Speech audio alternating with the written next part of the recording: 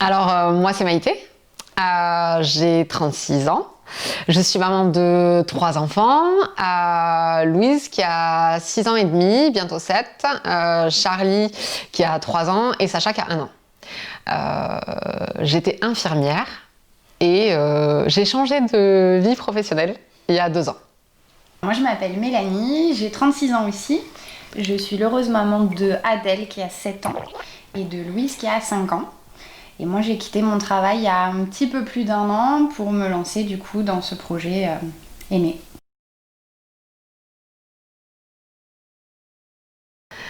Alors Aimer, c'est un lieu de vie en fait, un lieu de vie pour tous, pour toutes les familles, les femmes enceintes, les parents en devenir, aguerris. Les grands-parents, tonton, les oncles, tata, tantes, voilà. aussi toutes les personnes en fait accompagnées d'enfants. Oui, ATSEM, assistante maternelle, voilà, la voisine qui saura pas où aller quand elle garde notre enfant. L'idée c'est d'avoir un lieu où les adultes peuvent profiter et prendre un café, une petite pâtisserie, faire un petit moment de détente à la fois pour eux mais aussi pour l'enfant. Avec un espace de jeu qui sera dédié aux enfants, aussi bien pour les bébés avec un espace éveil que pour les plus grands avec un espace de jeu, que tout le monde puisse jouer ensemble. Alors attention, ça n'est pas une garderie, c'est vraiment un espace de jeu et d'échange. Sous la responsabilité de l'accompagnant, en fait. Voilà. Donc ça, c'est la première partie. En parallèle, on va développer des ateliers, donc que ce soit pour les enfants, pour les parents, pour les enfants et les parents. Ou les grands-parents, bien évidemment, ou les accompagnants. Autour de la femme aussi, la femme dans tous ses âges, j'ai envie de dire, que ça soit la jeune femme, mais aussi la future maman, la femme en désir d'enfant, la femme enceinte, en postpartum, un sujet qui me tient à cœur vraiment, et on espère ensuite, puisque le transgénérationnel nous intéresse vraiment, aller jusque à la femme ménopausée, autour d'ateliers, d'activités, voilà. Parallèlement à ça, il y aura donc des salles d'ateliers aussi, avec des consultations qui seront possibles en individuel. Voilà, que ce soit une naturopathe, des massages pré- et post-nataux. On pense accueillir aussi, on est même sûr, d'accueillir le thalasso bain bien-être des enfants, des bébés.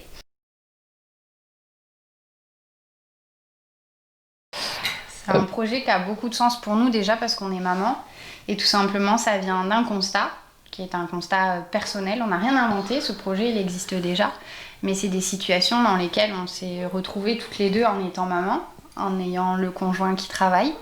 Les parents qui ne sont pas forcément à côté ou qui travaillent aussi, les amis qui sont pareil au boulot, on se retrouve un petit peu seul. Isolé.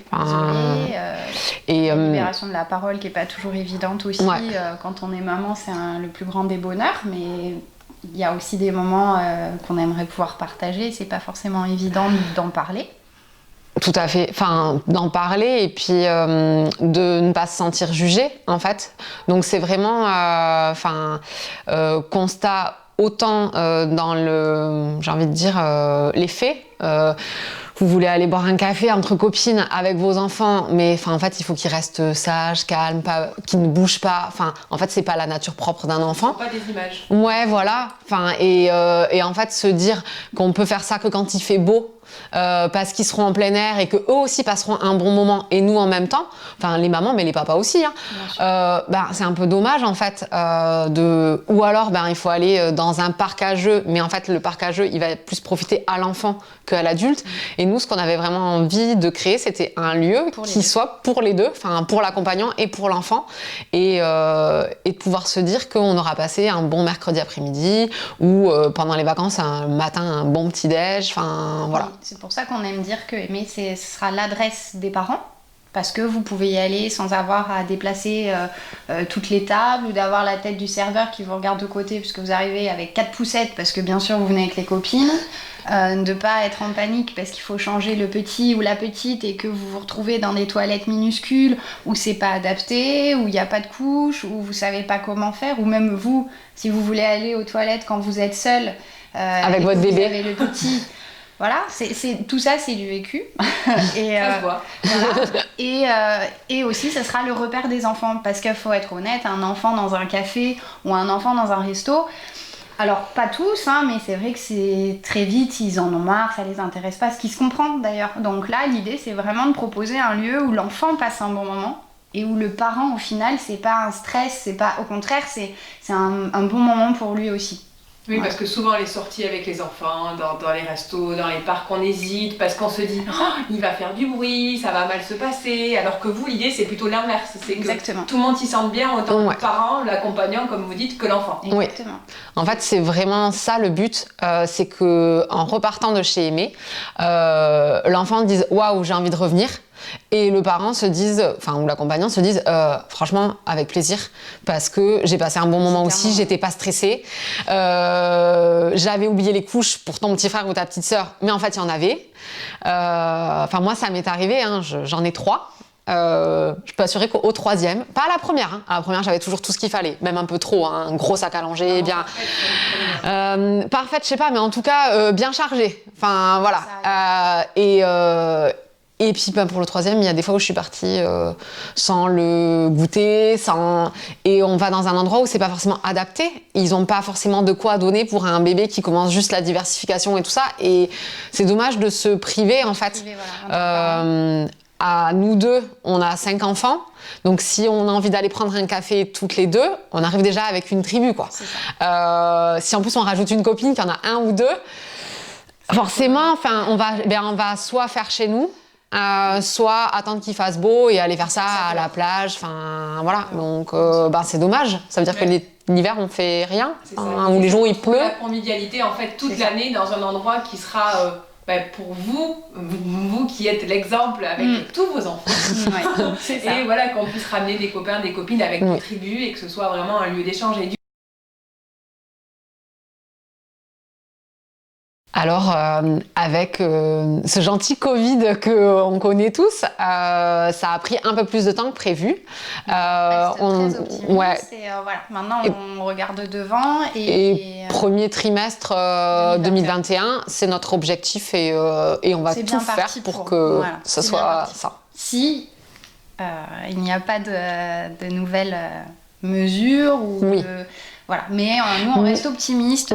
Et puis ce qu'il y a de bien, c'est que tout ça nous a permis j'ai envie de dire, de pousser le projet encore plus loin, d'y ajouter à chaque fois une petite touche. Voilà, il a fallu du temps, mais du coup on l'aura bien mûri et quand il sera ouvert, franchement ça sera canon.